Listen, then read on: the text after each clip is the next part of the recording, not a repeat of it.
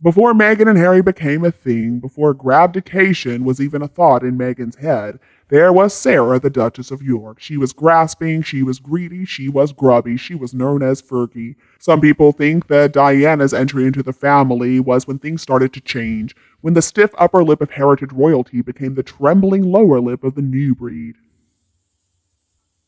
When Diana was lured into a marriage in which she was going to be a breeding machine with a man who was actually still in love with somebody else, the Princess of Wales was just a virginal teenager with a head full of dreams. And of course, this kind of situation would have brought out a reaction from any woman with spirit.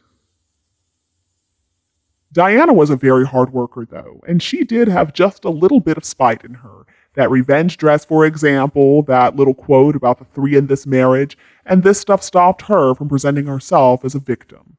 Neurosis was actually only a small part of Diana's emotional makeup. She understood that one of the best guarantees of good mental health is helping other people instead of contemplating your navel. Or in Fergie's case, I guess a novel, because it looks like the original Ginger Royal Whiner is back. Now, she is 63 years old, but apparently she's no wiser if we can judge from a long interview that she gave to The Telegraph to plug A Most Intriguing Lady, which she has co-written with historical romance author Marguerite Kay. It's a lot of word salad and a lot of PR nonsense. When in doubt, hitch your wagon to Queen Elizabeth II would be the first lesson. So it looks like Fergie is trying to make herself seem more credible by associating with the most morally upright monarch the world has ever witnessed. It's unbelievably important to uphold Her Majesty's legacy. She also says, and although I'm not a member of the royal family anymore, my values are what I believe is right, and that's what they uphold. Her poor son, Prince Andrew, has been going through such a tumultuous time, and I think Her Majesty was very relieved I could help her with him. I mean, the way Fergie talks, she makes Andrew sound like a dog. And actually, the late Queen did leave two dogs to her, Muick and Sandy. She says, every day I look at Muick and Sandy and want to say, it's all right. Her Majesty used to give them little bits of digestive biscuits. So after lunch now, I'll crack up a biscuit for them and deliberately make that same noise. I find it difficult to imagine that even the dumbest dog out there could mistake Fergie for the late Queen. I mean, come on. But don't worry, because next, Fergie starts sharing her favorite quotes from Sidney Poitier. She says, it's difficult when you're carrying other people's dreams. You have to hold on to the dream that's inside yourself and know if you're true to that, that's really all that matters. And she also quotes Martin Luther King saying, the inaudible language of the heart, doing things for others, has been more therapeutic than anything else, she admits. I'm surprised that she didn't add a few lines from the late Rosa Parks to just really hammer home the fact that she is so inclusive, and she's such a diverse parroter of better people's sentiments.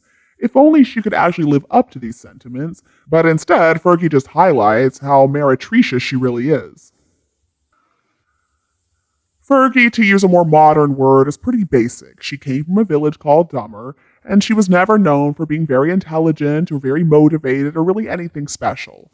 And really, her name should only have been in the papers when she was hatched, when she was matched, and when she was dispatched. But instead, Fergie managed to marry the Queen's favorite son for a short 6 years. But we still have not been able to get rid of her yet. Her life has been a complete mess of toe-sucking aids, financial stings, and weight management merching. And all of that is linked by greed. Apparently that is Fergie's guiding force. And all the while she insists that she is a strong, independent woman. She's deluded, and her only claim to fame is that for a brief time she played host to some pretty lucky sperm, and so she managed to breed a pair of princesses.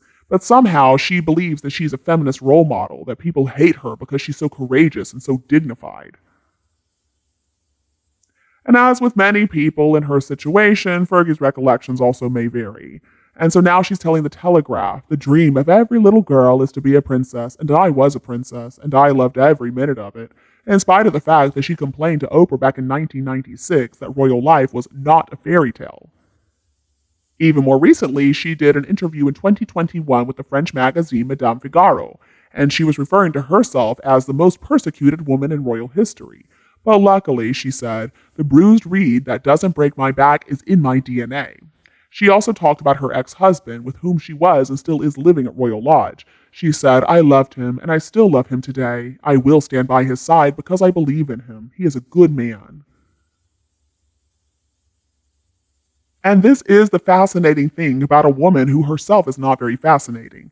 How exactly did she and Andrew manage to pull off such a harmonious, conscious uncoupling that they make Paltrow and Martin look like Punch and Judy? Well, as I said before, people always say soulmates like it's a good thing, but these relationships can easily turn toxic. When he was with Koo Stark, Prince Andrew seemed good enough. And when Fergie was with her racing driver beau, Paddy McNally, she seems to have been just a happy red-headed party girl. And who doesn't appreciate those types? But when they met, it seems like there was some kind of black magic at play. The phrase thick as thieves comes to mind. I mean, let's forget the sexual depravity of Epstein and Maxwell. There is more than a hint of the corrosive codependence of that horrible couple about them. Fergie was caught trying to pimp out Andrew when she requested £500,000 from an undercover News of the World reporter. She told the fake sheik Mazhar Mahmood, "That opens up everything you would ever wish for." She said, "I can open any door you want, and I will for you. Look after me, and he'll look after you. You'll get it back tenfold." She went on to say that the £500,000 would be a lick of the spoon for her. Once again, that greedy and needy thing, which is really not an attractive personality trait. So is she going to be so excited to stand by her ex-man now, I wonder, as her partner in slime is about to be kicked out of Royal Lodge? 30 rooms, 98 acres of land, and a swimming pool, and now he's going to have to go live in Frogmore Cottage, the somewhat smaller place where Meghan and Harry staged their early little fits. Well, when it comes to the life of Fergie, stranger things have happened. Which brings us to the case of the mystery role model. Right before Meghan and Harry's wedding, Meghan's childhood best friend, Inaki Pretty, told the Daily Mail, Meghan was always fascinated by the royal family. She wants to be Princess Diana 2.0. But what if it was actually Fergie rather than Diana who inspired the actress the whole time, combining this poor pitiful me theory with some gimme ways? Now, to be fair, I don't blame hustlers for getting their hustle on. In some ways, I actually admire it. Some of my best friends actually are gold diggers and social climbers, but I cannot stand hypocrites.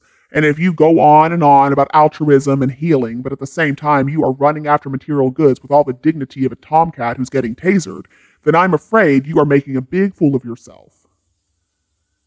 Meghan may not be competing with Sarah Ferguson for the title of the most victimized of royal wives, but it may be a good idea for her to take a step back and analyze this Auburn archive of how not to act when you marry into a monarchy. And apparently it was Sarah Ferguson who taught Meghan how to curtsy, how not to become a laughingstock though by avoiding the mistakes that have already been made. While there's still a little window of coronation-shaped redemption left, well, that could be an even more important lesson.